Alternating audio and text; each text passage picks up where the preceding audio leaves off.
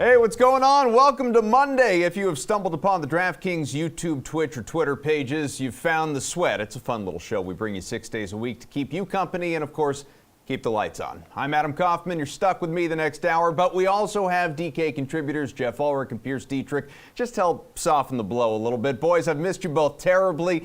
I know there's no time for my emotions, though. We need to get to your emotions about Week 7 in the NFL. It's the NFL hangover. D'Ernest Johnson filled in admirably for Nick Chubb and Kareem Hunt Thursday. Browns won that game, 146 yards rushing, a touchdown. He had a couple catches as well. I guess the question here is, Pierce, will Johnson still be relevant when the studs are back?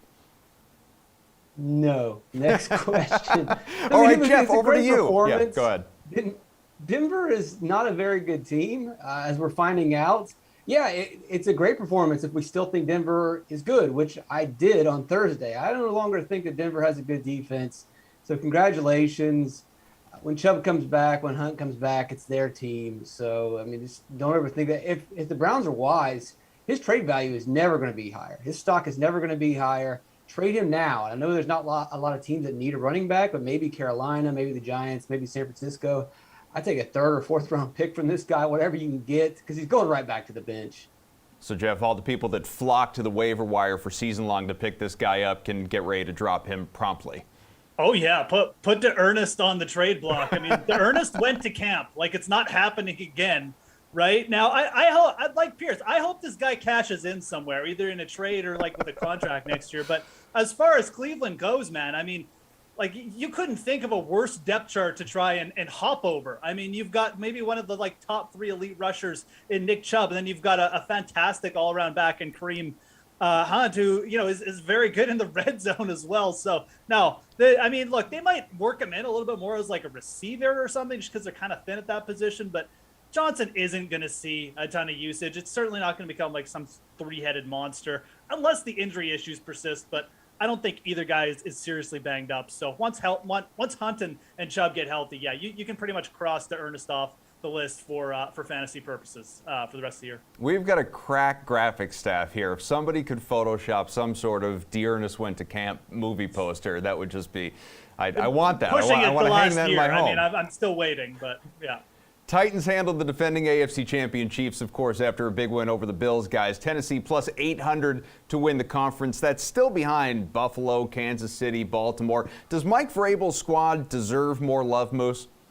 Absolutely, man. I mean, look, if you watch this show and you watched our preseason content, my pick to come out of the AFC was the Tennessee Titans. This team does not get the respect because they don't show up with the great defensive metrics, and nobody wants to pick them because of that. But there's no team, maybe outside of the Chiefs, but the Chiefs are obviously struggling right now, with a better collection of skill players in the NFL. And guess what? The Chiefs went to the Super Bowl, the AFC Championship, the last 3 years without a good defense. You don't necessarily need a good defense to win games. The AFC is wide open. We have seen the Titans smash the Ravens in the playoffs. We have seen the Titans beat the Bills at their peak. We just saw the Titans destroy the Kansas City Chiefs. What does this team have to do? This team should easily be the second favorite right now. I love this bet a lot more last week when it was like plus 1,400. But you know what? The fact that they're under the Baltimore Ravens and the odds, yes, this is still a great bet. Love it. Love them for the AFC Conference Championship win right now. The AFC, like I said, wide open in my opinion. Pierce, it's kind of like they're just, one big Derrick Henry stiff arm to the rest of the NFL right now. Jeff's right. They've got a lot of really good skill players, but the underlying metrics are not good. And outside of the skill positions, they're not that great of a team. They can win games. They have won games. The Buffalo win was nice, but they still let up a ton of points in that Buffalo game. And they probably should have. I mean, they were inches away from losing that game. Congratulations, they won. I'm not going to overreact to them beating a Kansas City team that seemed to have all kinds of holes all over the place. The problem for me is you have a secondary that struggled last season, is struggling this season, and they're injured. They've got the 21st run DVOA. Their offensive line is doing a great job run blocking. Derrick Henry is playing well. But I think there's question marks when it comes to pass blocking. Can Tannehill take this team deep in the playoffs? Is A.J. Brown going to stay away from the Chipotle for an entire season? Can Julio get back on the field? Let's see a couple more weeks before I get on board. Here's my thing with the Titans quickly. If you can't stop Derrick Henry when it's nice out, how are you going to stop him when it's cold out? Simple. Well, Let's just teams are break figuring things. it Make out. They simple. haven't won any Super Bowls with Derrick Henry. True. Listen, I know A.J. Brown has his issues with Chipotle. We welcome you as a sponsor here, Chipotle. Anytime. Give me that gold card. I'm in. Let's talk more about the Chiefs, guys. They're still plus 650 to win their side of the bracket. No longer favorites to win the AFC West, though. Patrick Mahomes, he did clear concussion protocol. That's the good news, obviously. But the bad, no touchdowns in a regular season game for the first time ever here, Jeff? So is Mahomes, the Mahomes stack with Travis Kelce, with Tyreek Hill, is that no longer just a Sunday autoplay? Okay, so let's break this down into two parts here. For fantasy purposes, the Chiefs are still the Chiefs. Use this as an opportunity to make to cash in on the people who are still skeptical that the Chiefs aren't this great offense for fantasy purposes. Yes, Tyreek Hill is still the most explosive weapon in the NFL. Travis Kelce is still the best possession tight end receiver in the NFL. It's just they've been not as efficient on offense. Mahomes has had some bad turnover luck, injuries, etc. Everything has hit this team at the same time. They also have a defense who just keeps putting them in holes. And if you do that long enough, the bad turnovers will happen. Things will look bad. But yeah, the explosiveness is still there. So for fantasy purposes, not much has changed. Maybe you're going to see a little bit more variability until his team gets a little bit better on the defensive side. But bad defensive teams often leads to great fantasy performances anyway. So I'm not even sure we should care about that. From a real life perspective, this feels like a team that is going to have a hard time turning it around in time. Now, it's a 17-game season. I'm not writing them off completely, but we've seen them get dusted now by two other AFC the Ravens didn't really dust them, by two other AFC top teams. And again, this isn't a team who's probably projecting for a bye or anything. Are they going to hold up through 3 playoff games? I don't think the defense is going to get there this year. So I'm not really interested in them in betting. Like I said, I'd rather go to the bigger odds on the Tennessee Titans right now. Pierce, how are you looking at it? First of all, let me issue my apology to Chipotle. You're not going to find a bigger Chipotle fan. Probably eat it once a week. So I'm sorry, Chipotle. Advertising aside, if you put a free guac in my cart, that would be great. But yeah, I think the Chiefs have some serious problems. We probably need somebody who understands the X's and O's a little bit better to figure out what is going on with this team. But something is way off. Maybe, the acquisition of Orlando Brown in the offseason from the Ravens, they moved him over to their offensive line. Typically, he was a run blocker, not necessarily a pass blocker. You look at Mahomes, though, his pressure rate is about the same as it's always been. You look a little deeper, though, and his pocket time is a half a second slower than where it's been career-wise. 1.9 seconds in the pocket. He's typically at 2.5 or higher. So maybe there's something there. His on-target percentage is lower than it's ever been. There might be something going on with his offensive line and Patrick Mahomes. Again, I'd like to see a really, football genius break it down. But I would be concerned moving forward. Well, let's go to a football genius. Moose, it's right back to you. We expected Jamar Chase to do big things, obviously, as a rookie when he was drafted to reunite with Joe Burrow, the college connection. But holy cow, man, 201 yards, a score for the Bengals over the weekend. And it's not like he isn't doing something in that same vicinity every single week. He's unbelievable. Cincinnati first in the AFC North after beating Baltimore. So where does the Burrow-Chase combo rank for you among fantasy QB and wideout pairings? Oh, it's right up there. I mean, but you probably Matthew Stafford, Cooper Kupp, because that just seems like, they've eaten the star from Mario Brothers and they're just invincible right now. But Jamar Chase, Joe Burrow, you could argue is next. I mean, everybody, when this pick was made, everyone was like, oh, they should have gone O-line. I trust me. I had my doubts as well if this was the right pick. But my God, this is why you go after talent, right? I mean, and I think the thing about the Bengals and Jamar Chase you have to understand is the best comparison I could probably make is Antonio Brown. This is a team that isn't afraid to give Jamar Chase the ball. They're using him on screens. They're throwing to him downfield. They're not using him as a gadget player, just saying, okay, kid, we're going to give you 5 targets. Here's your 5 plays for the week, and then we're just going to run the ball with Joe Mixon. No, this offense is built around Jamar Chase and his abilities, and it's really smart by Zach Taylor. So, no, this is right up there, top 3 in terms of fantasy potential. And again, I don't see this story stopping at all because the way the Bengals have come out and used them so far, you've seen the results. Over 20 yards per reception. We're through 6 games here. We're through 7 weeks. This isn't a fluke or anything. This guy's absolutely explosive. And again, he's found himself in the right situation, a coach that isn't afraid to unleash his talents or use him in every different type of formation. So love this story. It's definitely right up there in the top 3 stacks for DFS right now. Professor, back to you. You top 3 for you as well? You in that same company?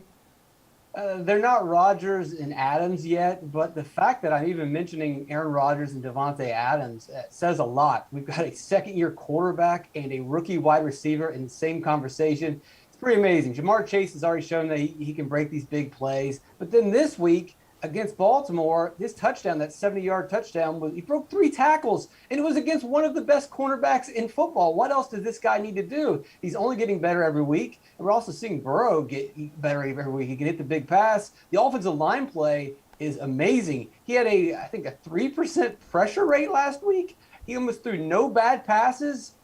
If the offensive line continues to play that well, they're going to be unstoppable. And even Burrow, his on-target percentage this year, it's actually down from last year. So we might see a little more regression or positive regression, see him improve in form of hitting on target. So I don't think we've seen anything yet. You guys have both acknowledged the Rams, the Packers, Tom Brady, obviously, and the Buccaneers. We know how good they are, and he's coming off 600 career NFL regular season passes now. The Cardinals with a win yesterday, like those other clubs. Cards at 7-0. Is there a leader in that pack, Pierce? Well, we didn't see anything yesterday. They all played nobodies. If anything, maybe we could slot Los Angeles down. They didn't cover the spread against Detroit. I mean, I know they won the game. They did everything they needed to do, but everybody else covered the spread. And then on Thursday, we'll get to see Green Bay versus Arizona, so that will help us clear the picture out a little bit further. But for now, maybe you move Los Angeles down. On Thursday, we'll get to see Green Bay and Arizona, and Friday morning, then we'll have a better idea. What do you think, Jeff? Yeah, I mean, for me, I'm looking at it the same way. Like, I don't really put much. I mean, the Bucs slamming the Bears. I mean, we kind of knew this was going to happen. Their defense was just too much. Matt Nagy has no creative game plan there for Justin Fields, so no shock there, right? I think the big thing is that, like, the Rams struggling to cover the spread. It's a little significant because we've seen the Rams get exposed. Like, the Cardinals exposed the Rams. You can run on this team a little bit too. DeAndre Swift proved that. So I think that the Rams, for me, as well as like Matthew Stafford and Cooper Kupp are playing, this is a team that, to me, has now kind of been exposed twice. Let's not forget the Packers are covering and winning games here without Jaire Alexander. Maybe they add someone on defense as well at the trade deadline. I know Green Bay never does that, but let's just dream for a second. Regardless, they're going to get healthier on defense. I think that's a significant thing. I still give the Packers a lot of respect here because of what they're doing without their best defensive player. And again, like Pierce mentioned, we're going to find out, like, what is this team really made of Thursday? Because if they stop the Cardinals and they don't even have their best defensive player, man, that's a significant win. Guys, before we can look ahead to Thursday in Week 8, we got to finish up with Week 7, obviously. We'll do Monday Night Football with Jeff and Pierce a little bit later on. First a break so that Pierce can finish knitting an Afghan. But when we come back, we'll look ahead to the World Series. Stay with us here on The Sweat.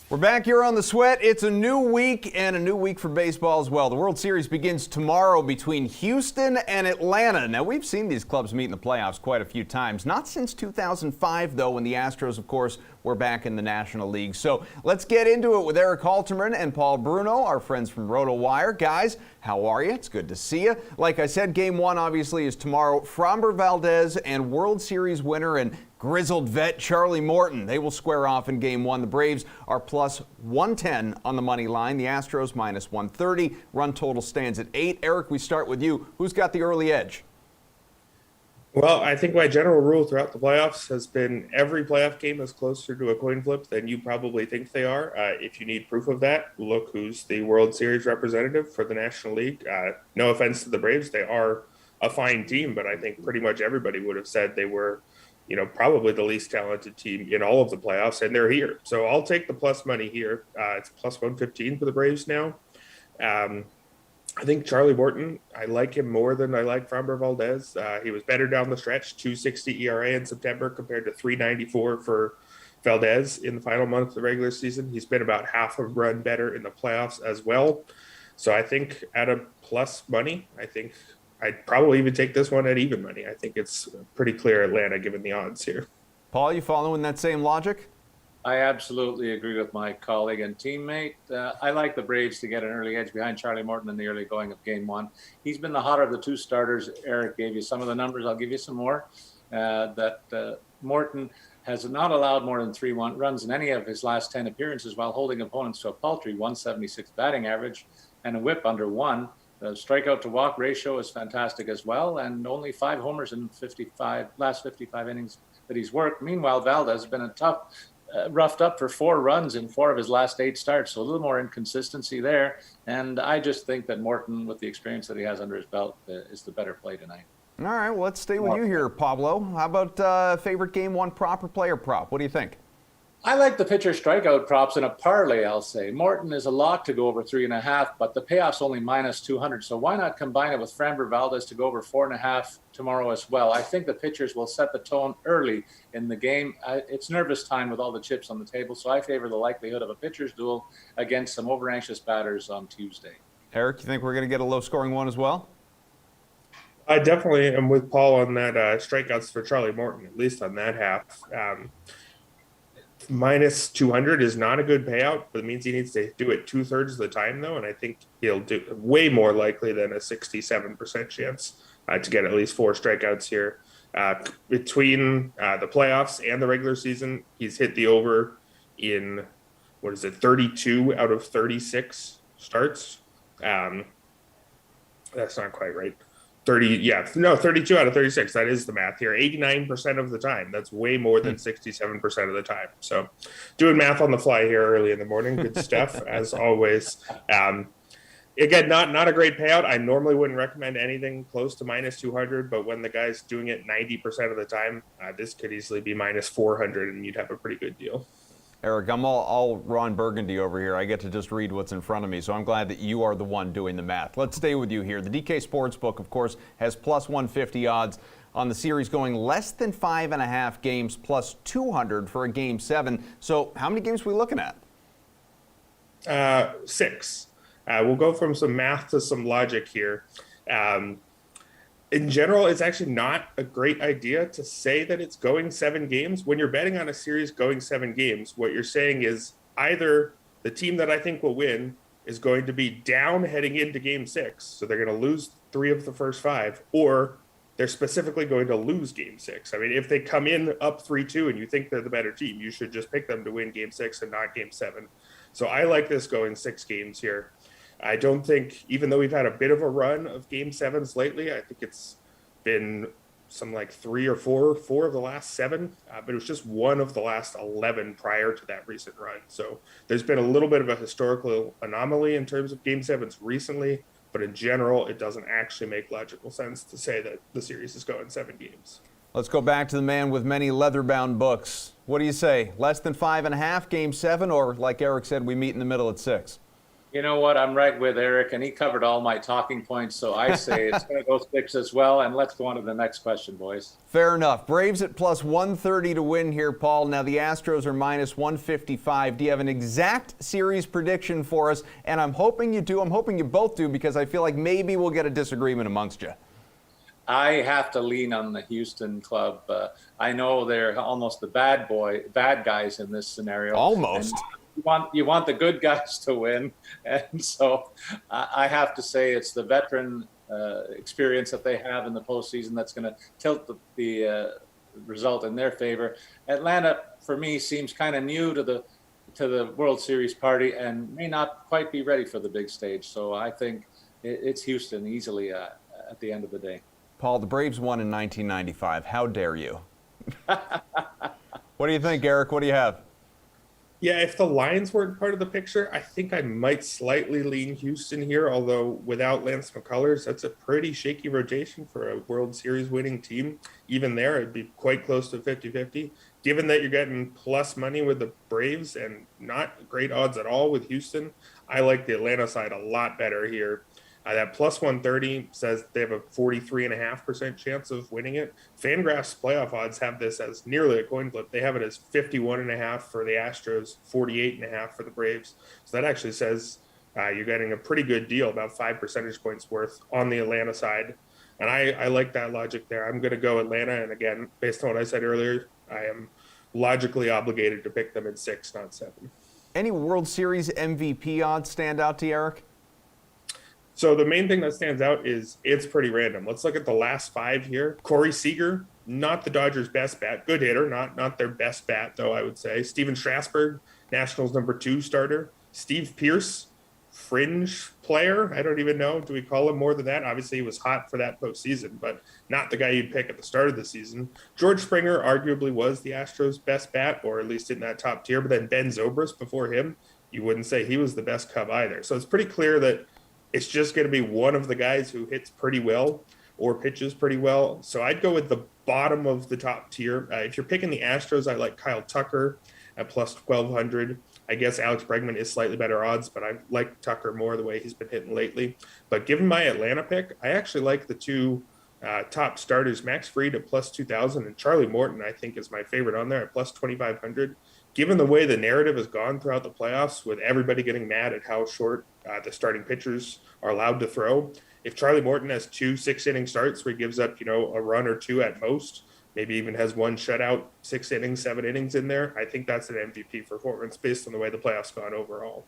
Paul, we were just showing the people. I don't know how much more we can expect there at the top from Yordan Alvarez and Freddie Freeman with what they did, obviously, in the last round, in particular, the LCS. So what about you, World Series MVP? You know what? Eric made the case for lesser lights. I'm going to go with one of the top players in terms of the marquee recognition, and that's got to be Jose Altuve. This guy is the leader of the pack on this club and has been in the center of most of the success time after time for the Astros team, particularly in the postseason. For instance, even most recently, he's on fire. He's had 2 or more runs in 6 of his last 10 games in the postseason, and is the igniter in this offense game after game. I suspect he's going to do it at least a couple of times in this series, enough so that he merits the MVP recognition, and I get 1,000 payoff. That sounds pretty good. All right, guys, thank you a ton. Paul, you can join us again later for some hockey talk, and we're thrilled that you will. For now, we're going to lay out a moment, return for Monday Night Football talk here on The Sweat. Don't go anywhere.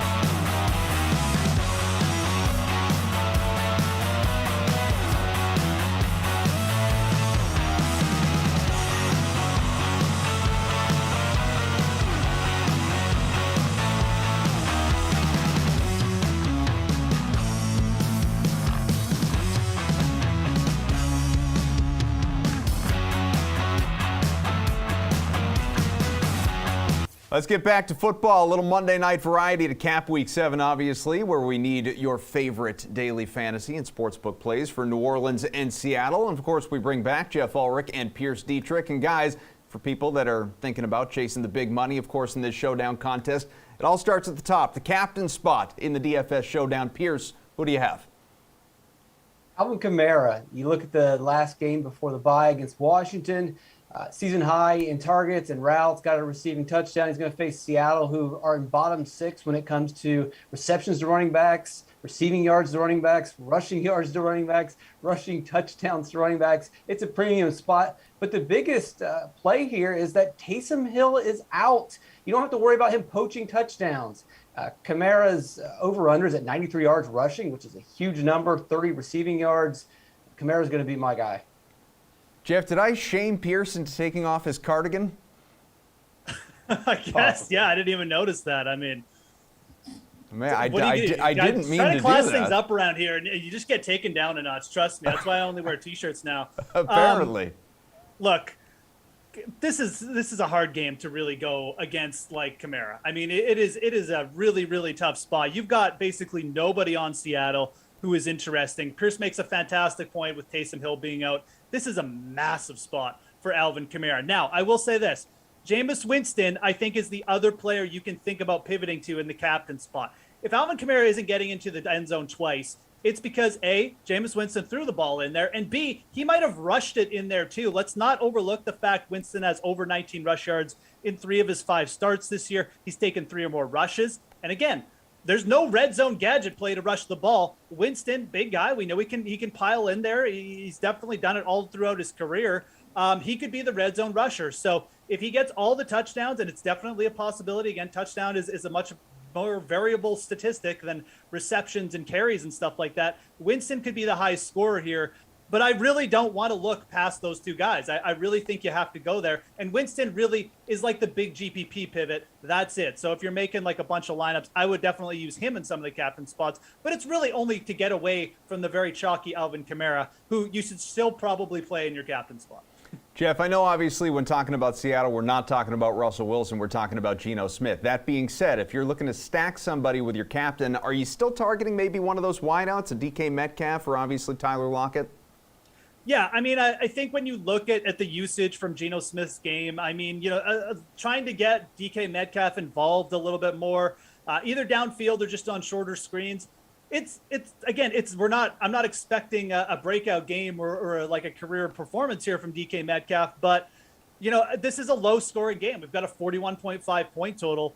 10 plus points could be huge in this matchup, and it does look like DK Metcalf is a guy who could potentially get you that here. So you can definitely look at coming back with DK Metcalf on the other side if you're captaining one of those New Orleans Saints players. But as far as receivers go for Seattle, it really does kind of feel like you're taking your life in your hands here by targeting any of them. But Metcalf certainly seems like he has the potential, the biggest potential, I should say, just based on his usage with Geno Smith last week. Pierce, do you feel the same way stacking somebody with a captain, or maybe look at the other side and a Marquez Callaway? I'll stack with the captain, and I really don't want anything to do with this Seattle offense. Not with a backup quarterback, not with some bad weather projected in this game. I'll take the New Orleans defense in this game. You look at how Seattle scores. I mean, they're average in terms of points per game, which isn't terrible, but they're also towards the bottom when it comes to red zone touchdowns, which means a lot of their scores are big plays. Well, you don't get big plays against good defenses. You don't hit big plays in bad weather, and you definitely don't hit big plays with a backup quarterback. So I'll take this third-ranked DVOA, and you always want to pair a running back with the defense. They tend to correlate pretty well.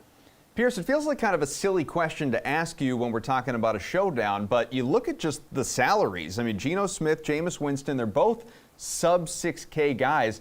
Is there better value in this showdown than just going with the QBs? I know you don't like the Seattle offense, but it's tough to ignore. Yeah, that's where I'm going to go. But there's value all across the board here. It might be crazy, but the winning lineup might leave a lot of money on the table. It's crazy to think that, especially if we're going to captain Alvin Kamara. But DJ Dallas is going to see some strong number 2 play. Alex Collins is not 100%. We saw last week, caught 5 of 5 targets, ran plenty of routes for Seattle. He could have an impact, especially if Seattle's playing from behind. Yeah, Kenny Stills is going to step in because Deontay Harris is not playing. Little Jordan Humphrey is going to be a possibility because also Hogan's not there. Maybe Ty Montgomery playing the slots. You might want to be careful with Humphrey and Montgomery because we could see Kamara jumping into the slot a lot as well. But there's a lot of really cheap guys that could, hit a decent play in this bad weather game. Kenny Stills only $3,100. So Moose, who is your value here? I mean, yeah, just to pile on what Pierce was saying, we have banged up position players all around. So we've got like 3 or 4 guys who could mix in. This game is impossible to pin down, and we also have a low point total. So it's a tough one, but I kind of like looking at Adam Troutman. But for the simple fact of this, Adam Troutman's going to be on the field. He played over 80% of the snaps last week, saw a season high. I think it was like 2 receptions, but still, he's out there. And again, we've got the lowest volume one of the lowest volume passing offenses in the league. So, the fact Troutman is out there, going to be out there around the goal line a little bit as well. I kind of like that just from a reliability perspective. Pierce just mentioned all the different wide receivers who could get involved, but may also not play or not get any targets. At least we know Troutman's going to be on the field. So that's a big positive in his mind, or just for his case. And the other thing I'll mention is for the Rashad Penny is probably going to be active tonight. So again, we might have a 3-headed monster here for Seattle. But Penny is another guy. You could get 5% ownership on, perhaps. He's still got that IR spot, but it does look like he's going to be active. So, again, lots of ifs and whats in this game, but I kind of like Troutman just for the fact that he's playing a lot of snaps. Jeff, Seattle's a home underdog, basically an insult to the 12s. How dare they? Plus 170 on the money line. Any interest there, or are you going to maybe stay with the spread or the game total? I mean, are we still doing this thing with Seattle? The 12th man, the Legion of Boom? Dude, it's over. Sure are. This team doesn't deserve the nicknames right now. No, I have no interest in taking Seattle on the money line, and I'm usually up for a home dog kind of situation, but this defense is not good. It's really, really not good. I don't trust Pete Carroll necessarily to come up with enough creative game planning here on offense to get Geno Smith going. Geno Smith looked okay in the second half last week, but man, the Saints aren't going to allow anything on the ground. You've got a banged up running back anyways. They're going to put the ball in the hands of Geno Smith and say, beat us, friend. And it's not going to happen. I'd much rather be on the Saints -4 here. I don't really have any interest in taking the Seahawks tonight. What do you think here, Pierce? I'm with Jeff. Take the Saints, lay the points. The defenses are the real story here. Winston worries me anytime you're taking the Saints. But Geno Smith should worry people as well. And you've got a really good defense playing in this game. Weather is probably going to be a major concern. But you just look at what the problem with Seattle is the same problem they've had the last couple of years. The offensive line is terrible. I mean, that's why Russell Wilson's not playing. Their adjusted sack rate is 29th. Geno Smith had a 27% pressure rate, 12 times. I think he got taken down, 5 sacks in his last game. And now the Saints haven't really gotten to the quarterback very well this year, towards the bottom when it comes to adjusted sack rate, but their pressure rate is in the top half. Their quarterback knockdowns is top 3. So there's going to be some positive regression. The Saints are going to eventually start getting some sacks. And I think this is a spot where we're going to see that regression. And this game is going to be won by the Saints in the trenches. Pierce, do you have a favorite prop tonight on the sports book? Yeah, so going along that same theme, Geno Smith over 12.5 rushing yards. There's going to be a lot of pressure on him. Now, as I mentioned, the Saints haven't really gotten a lot of sacks, so they're going to be close. They're going to force him out of the pocket. He's going to scramble. 12.5 doesn't seem like that high of a total whatsoever for a mobile quarterback that's constantly going to be under duress. And you look at what the Saints have done in the recent games. Taylor Heineke had 40 rushing yards. Daniel Jones had 27 rushing yards. Mac Jones had 28 rushing yards.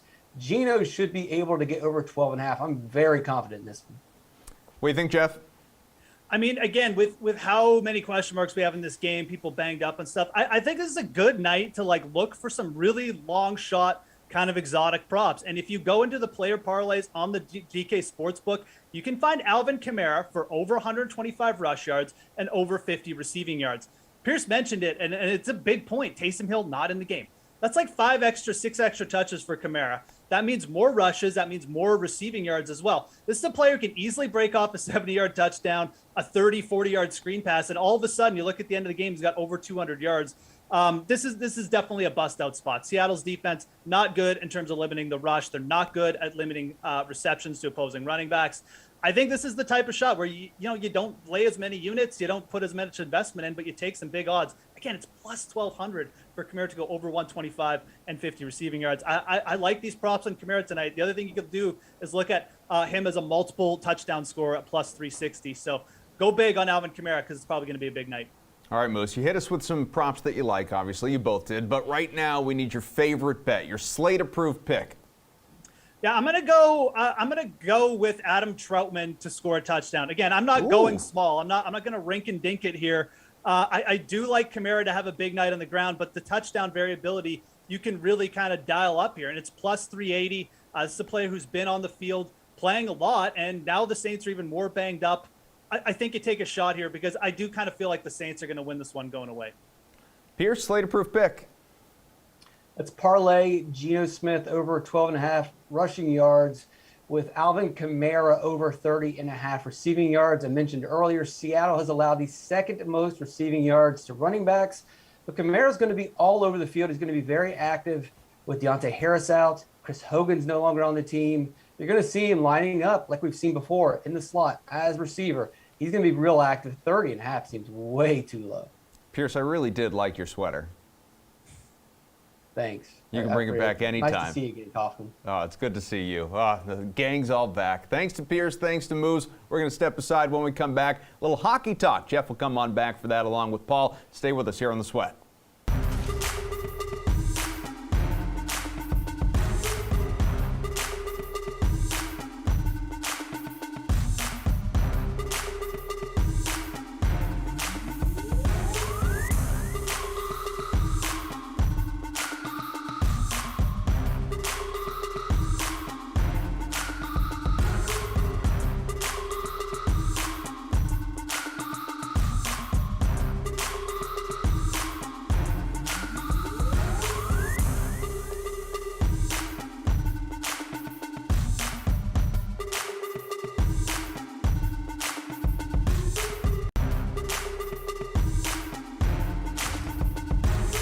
Let's get back at it, and we just can't avoid Jeff Ulrich. But you know what? Why would we want to? The DK contributor's back with us, along with RotoWire's Paul Bruno here with us as well. NHL opening face-off, guys, and as we're a little more than halfway through this show, let's get to that hockey. We got a relatively busy slate tonight. It's not jam-packed, but we have 7 games on our hands. So, Paul, you had the longest break. Let's start with you. What is the best money line bet on the board on the DraftKings Sportsbook? Andrew, I like the way the Rangers are defending their end in recent games. They've won 4 straight while allowing a total of only 5 goals against. Couple that with an offense that has plenty of skill, and that's got to lead to a pretty good vibe in the Rangers dressing room right now. They face a Flames club that does not have the offensive depth or speed to keep up with the Ranger counterparts. You can't hit what you can't catch, folks. Speed kills, I say. And I look for the Blue Shirts to run away from the Flames tonight. Take the home team to win at -140.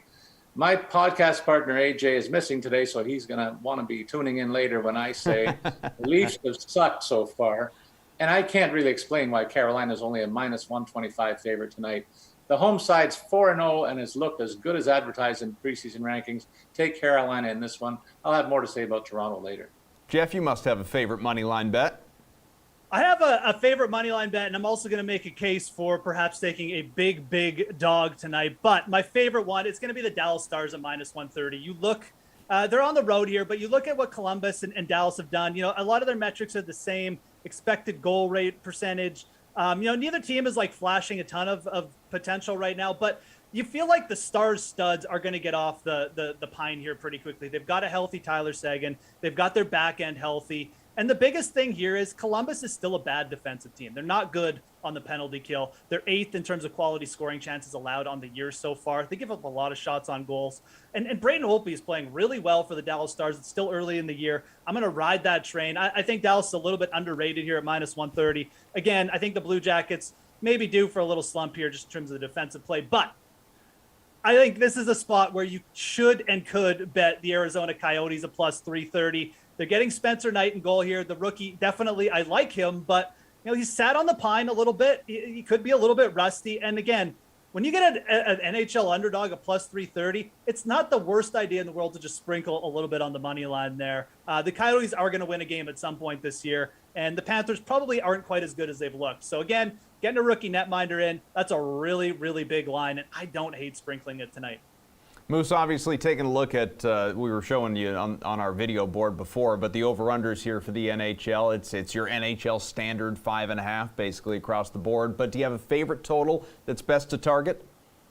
I can't really understand the 5.5 total that we're getting here with St. Louis and LA. I get that LA maybe isn't the best offense in the world, but the St. Louis Blues have just been on such a heater to start the year. I mean, they've been covering the over in this line in most of their starts. So I'm not sure why we'd want to start fading it. I also feel like the Blues, penalty kill, their special teams defensively, maybe due for a little bit of regression here. Binnington's been a little bit shaky in spots.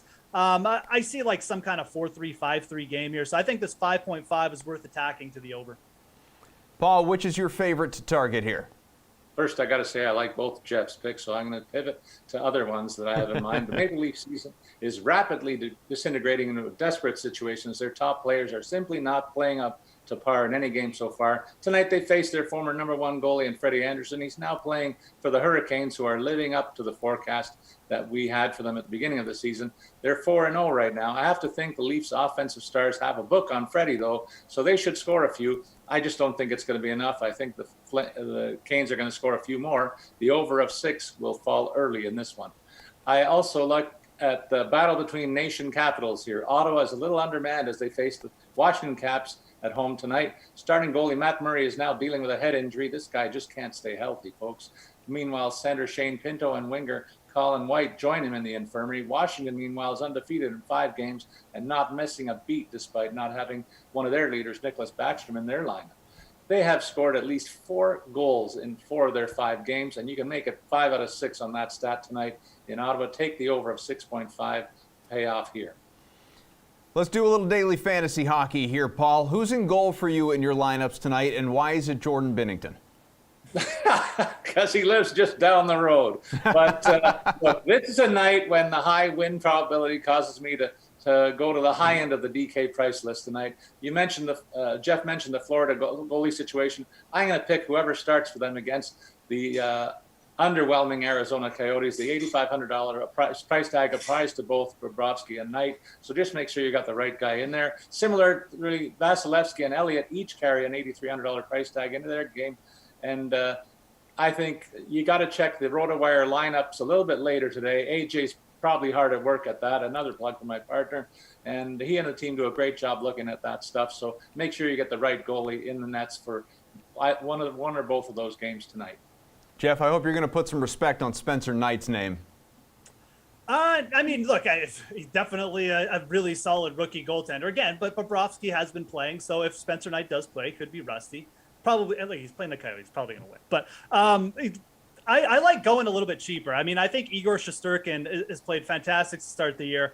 I think he's probably projected. I don't think he's confirmed to get the start, but Calgary's offense isn't good. They're at home here. Paul mentioned it's a good spot for the Rangers to pick up a win. They've been defending pretty well. I just think the Rangers are the better team here. So at 8,000, Shesterkin, who, again, has seen some higher volume shots on goal days as well. Definitely, I think projecting is the top play for me. I don't hate Braden Holtby at 7,900 as well. Obviously, if I like the Stars to pick up the W there, if Holtby gets the start, you got to love the way he started, a .95 save percentage to start the year. He just looks like a completely different player. So those are my 2 favorite plays in net, with Shesterkin probably being my top one. Jeff, seems to me that most of the value tonight on the slate is on the defensive side. That being said, you're paid to do this. I'm not. So who do you have? There is some good value on defense. You know, Miro Heiskanen is really good. You got D'Angelo there at 44. But again, the Dallas Stars, man. The Dallas Stars top line is under 4K here. Rupee Hintz at 3,700. I mean, this is or 3,900. Excuse me, I spoke incorrectly there. But this is not a good defensive team in the Columbus Blue Jackets. I mean, they're bottom 5 in terms of shots allowed. They're bottom 10 in terms of scoring chances allowed. I know they've started a little bit slow, the Dallas Stars' top offensive players, but when you can get a team's first line going against Columbus for under 4K, you can pair Hintz with Joe Pavelski for 7K. That is a fantastic deal. I think the Stars' top line and their top offensive players are really, really the best value tonight by far. He's not a top liner, but Jamie Benn on that team. Good spot for him as well tonight. What do you think, Paul? Best value DFS? Is a good call. Good for you. But on the DraftKings board, I define value as sub 5,000. So I'm going to look at a guy like Tom Wilson, who has 6 assists in 5 games, playing with the big boys on the Caps first line. I spoke earlier of the favorable matchup for the visitors, so look for him to have a good day for only $4,600 here. And Jeff mentioned Tony DeAngelo. I really like him tonight against the Maple Leafs. He has 4 assists in the bank already and a +4 over the Hurricanes' first 4 games. You can make it +5 and 5 at least after this one. I see him adding to those totals in a favorable matchup against the disorganized Leafs. He's also quarterbacking a potent power play unit. You get him for only $4,400 this evening. Guys, goodbye is always the hardest part, but we're going to have to let you both go. We look forward to seeing you again more this week. Thank you very much for joining us. The sweat is not over, though. We haven't even touched on the association. Let's do a little hoops. Hardwood talk coming up on the other side.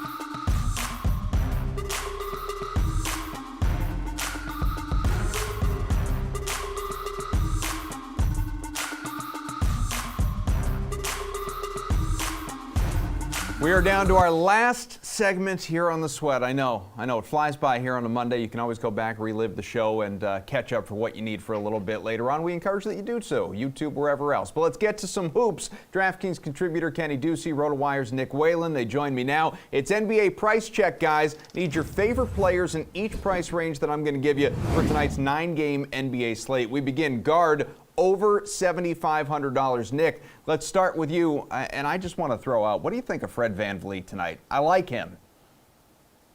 I like Fred VanVleet coming into the season. I've been a little bit scared off by how he's looked and how that Toronto team has looked in the early going, but he's not on my list. I got to be honest. I like Malcolm Brogdon at 7,900 tonight. A kind of a guy who's been a little iffy in season-long leagues because you worry about the injuries, but for DFS purposes, if he's active, fire him up. He's played 40, 44, and 41 minutes in the Pacers' 3 games thus far, 45-plus DraftKings points in all 3 of those. No Drew Holiday for Milwaukee. It sounds like he's doubtful, already dealing with what seems like his second injury in 3 games for the Milwaukee Bucks. So that takes away the number 1 guy in the league you probably don't want guarding you if you're Malcolm Brogdon. I think this is going to end up being a friendlier matchup for him than it maybe looked like it would be a few days ago. Kenny, who stands out to you? I really like LaMelo Ball here, and I like this game between the Hornets and the Celtics. He's not going to be the only person that I like here. But this is a pace-up game. The Hornets are 4th in pace in the early going. The Celtics are 11th. And when you look at LaMelo Ball's performance, I know it's not the best matchup here, but you have to look at the usage. You have to look at the performance here. 33.8% usage rate in the first game of the season, around 30% in the last game that they played. They've only played 3 games. But this, obviously is a really talented guard, a guy that's going to get a ton of the ball. He's going to take a ton of shots. And I really like what the Hornets have been able to do on offense so far. So I think that despite the fact that in the first few games of the season, the Celtics have ranked or rated highly in defense, I do think that they're a little vulnerable here. And I think that this matchup against the Hornets could turn into a high-scoring one. Kenny, let's go to a forward over $7,500. I know you said you're not done with that game, so unless you're talking about Brown or Tatum here, I'm assuming you're saving that game for one of the value spots we'll get to. Who do you like? No, I am. I do like Jason Tatum. Once again, I'm ready to fire up. 61 true shooting percentage in his last 2 games, and I know that opening night I was in the arena. He didn't look too good against the Knicks, but since then he's been outstanding. And you want to talk about a guy that's going to get a lot of the ball, a lot of usage. Jason Tatum is the entire offense, or almost the entire offense for the Boston Celtics, and up over 33%. So I would expect him to be at anyway in terms of the usage rate. So I think that this is a good matchup. And on the other side of the thing, or on the other side of this game, on the other side of the coin, whatever cliche you want to throw in there, the Hornets aren't as strong defensively as the Celtics, or at least aren't expected to be. And he gets to go up against Gordon Hayward, his former teammate. There's a great revenge narrative there. I do think that Jason Tatum goes off and has a nice game. Nick, he's way more than 7,500. Is it lazy to say Giannis? I mean, he's in a great spot against Indy.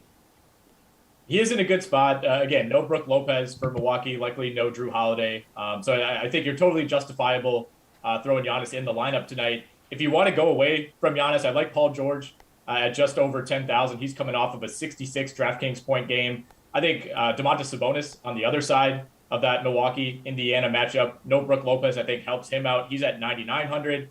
Brandon Ingram's a really safe option. I think at 8,300, he's already up $600 in price relative to opening night. But the guy I thought Kenny was going to talk about is Miles Bridges at 7,100 against Boston, kind of the alley-oop lob partner for LaMelo Ball. Back-to-back 30-point games for Miles Bridges. This was a guy that we didn't even know if he was going to be in the starting lineup coming into the season. And he's playing a ton of minutes. He's been 33-plus minutes in all 3 of their games so far, really solidified himself as a key piece and kind of made P.J. Washington seem like a bit of an afterthought. So one end of the spectrum to the other, we'll go guards under 5K, Nick. And there are a lot of options here. In fact, you could make the case some of the best ones are in like the $3,500 range. Yeah, and I'll go to a guy right away who's at exactly $3,500, and that's George Hill. I'm going to keep hammering the no Drew Holiday narrative for Milwaukee.